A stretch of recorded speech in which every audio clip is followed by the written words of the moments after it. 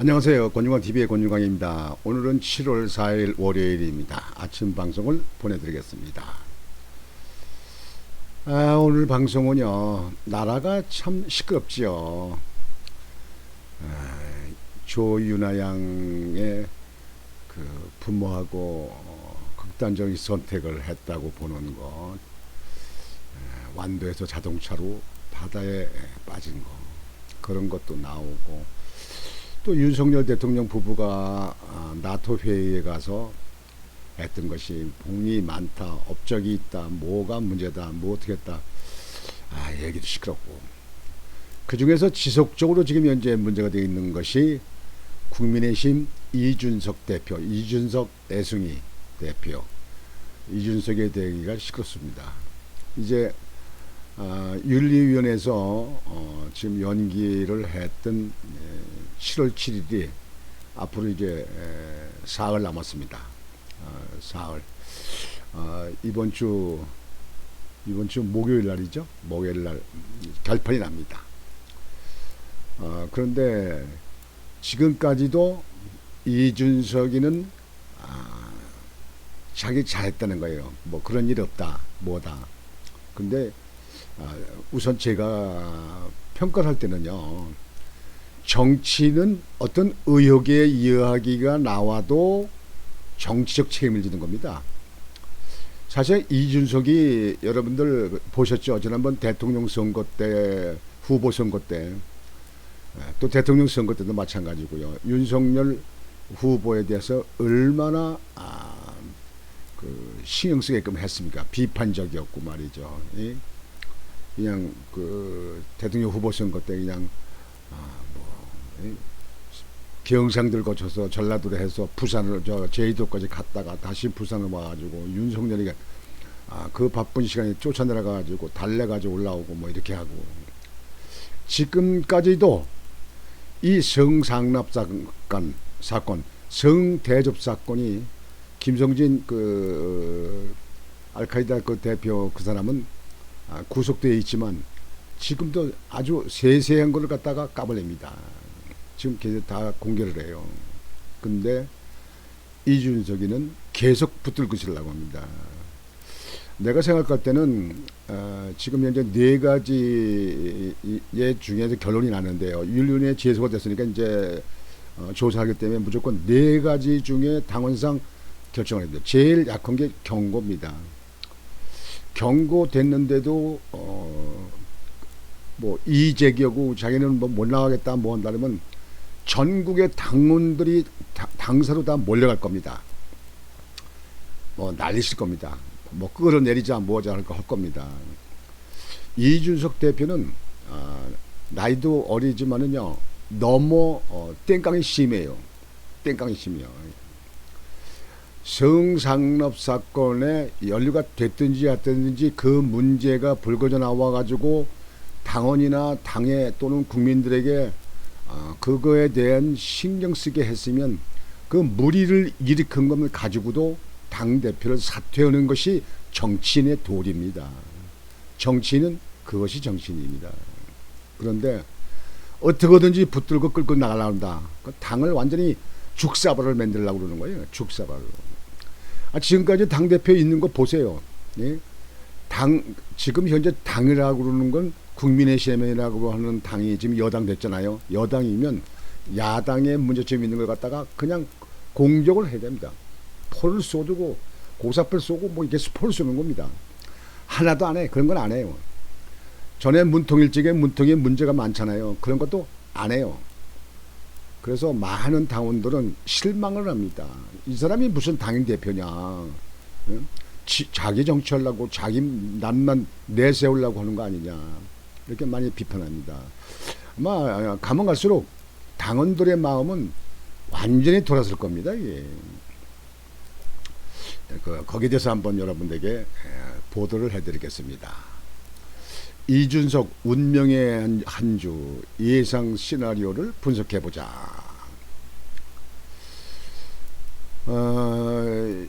윤리위원회에서는 7일날 입장을 정리하기로 했습니다. 뭐 저녁에 7시인가 몇 시죠. 그때 정리하기로 했어요. 이양희 윤리위원장은 제4차 중앙윤리위원회를 7월 7일 개최하기로 결정했습니다. 이준석의 대표의 소명 청취 후 심의 의결하기로 했습니다. 성접대 의혹을 무마하기 위해 증거인멸을 지시했는지 이 대표의 소명을 최종적으로 들어본 뒤 판단하겠다는 겁니다. 이 사실 그랬건 안 그랬건 그런 의혹이 나고 그런 것이 당에 무리가 됐다, 당에 문제가 됐다, 그런 의혹만 나오면 책임을 지는 겁니다. 무슨 윤리위원회에서 하기 전에 본인이 나가야죠. 이거는 정당의 대표, 정당인으로는 아주 하수 중에 제일 쫄짱부입니다. 그거는 어디로 표현하나 옳은 일이 아닙니다. 애승이들, 아이고 왜 애들을 꼭 땡깡 놓는 것 같아요. 어떻게든 그날 결론 낼 것이란 관측의 무게가 실리는 이유인데 윤리위원회의 선택지는 크게 세 가지입니다. 우선 이 대표를 징계하지 않거나 결정 자체를 미룰 가능성이 있습니다. 이렇게 되면 당원들이 들고 나서 중앙당이 아마 마비될 겁니다. 중앙당이 마비될 거예요. 결정이 되어야죠. 미루면 안 되죠. 증거인멸 교사 의혹의 전제가 되는 성접대 의혹이 불거진 그 시점 자체가 지난 2013년으로 오래돼 증거 확보가 쉽지 않은 데다가 경찰 수사도 진행 중이기 때문입니다. 경찰 수사하고 관계없어요. 정치는 무리만 일으켜도 그래도 그거를 책임지는 겁니다. 도의적인 책임을 지는 겁니다. 초유의 집권여당 대표에 대한 징계가 불러올 정치적 파장을 염두에 둘 수도 있습니다. 집권여당에 정치적 파장이 올 거 없습니다. 그 와도 상관없습니다. 이건 당내 문제고, 그리고 이렇게 되게 되면 빠른 시일 내에 당대표가 사퇴하고 나가면 그러면 이어서 당을 추스리게 하는 거 됩니다. 빠르면 빠를수록 당에 대해서는 이득이 되는 겁니다. 이 경우 자기 정치를 공언했던 이 대표는 당 혁신위를 고리로 공천개혁 등 주도권 드라이브를 더 강하게 걸 것으로 보입니다. 누가 인정하고 누가 따라야죠.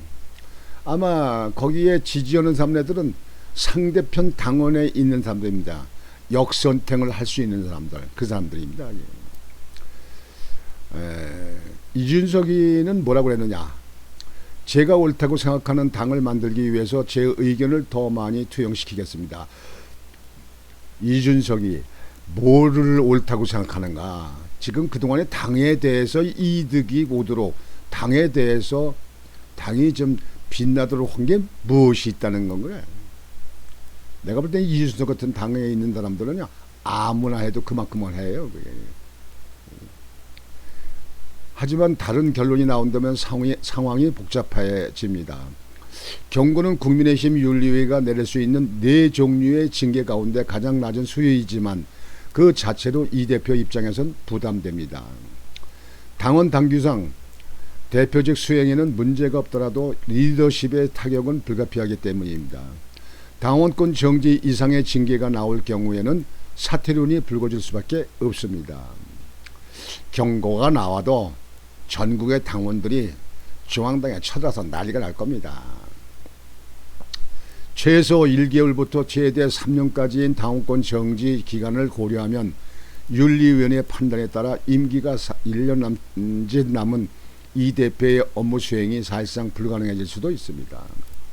제명과 탈당 권유는 두말할 나위도 없습니다. 특히 친윤그룹은 물론 안철수 의원 등 당내 견제 세력과의 신경전이 고조된 것 터라 이 대표의 거취에 대한 압박 수위는 더 올라갈 것입니다. 배현진 의원은 이렇게 얘기합니다. 본인이 이 얘기 제일 많이 하셨어요. 그거는 이준석이 얘기한 겁니다. 이 말을 제일 많이 했어요. 방송에나 떠들고 SNS에다 그냥 올리고 애들이 투쟁하는 것 같아요. 이준석 대표는 내 얘기를 내가 유출했다고? 내 얘기를 내가 유출했다고? 내 얘기를 내가 유출했다고? 지금 애들 공깃들 놀이 옵니까? 공깃들 놀이에요? 이준석이 같은 사람을 당대표에 넣고 당이 말이죠. 이게 무슨 개체발인지. 지금 당을 이끌어 나가는 거냐. 국민의힘에 있는 의원들이 아니고 윤석열 대통령 내외뿐입니다. 당이 어디 있어요? 당 보여요? 안철수 국민의힘 의원은 이렇게 말합니다. 누군가가 악의적으로 시선을 자기들이 아니라 다른 쪽으로 모으기 위해서 악의적인 거짓말을 퍼뜨린 거죠. 거짓말. 이준석이는 안철수 의원이 2016년에 살고 계시는가 봅니다. 그런 거 평생 즐기십시오. 참 이준석이 대표란다 말하는 거 봐요. 애들 쪼듯이 말이야. 2016년에 살고 계시는가 봐요. 그런 거 평생 즐기십시오. 뭐야? 악담하는 거예요? 그게 뭐예요? 비웃는 거예요? 악담하는 거예요? 이준석이는요, 정치 10여 년밖에 안 됐지만요, 국회의원 마이너스 3선입니다.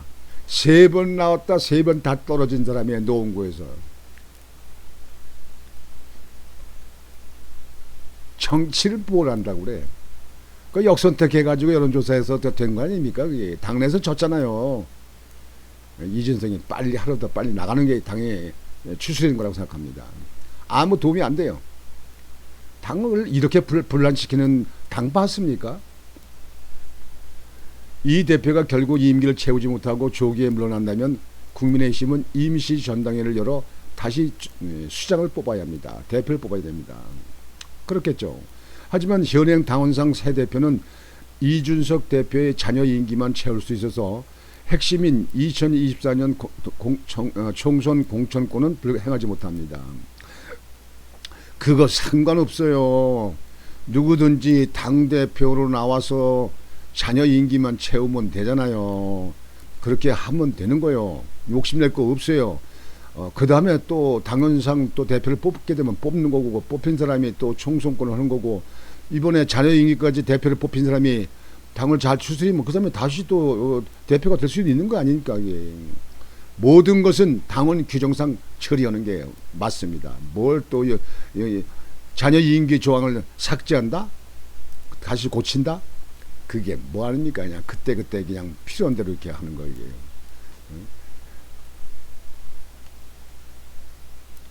당권 주자들의 치련 수싸움이 이어질 수밖에 없다는 분석이 나오다. 그거 싸우고 뭐건 거다 맡기는 거예요. 그때 당시에 맡기는 거예요.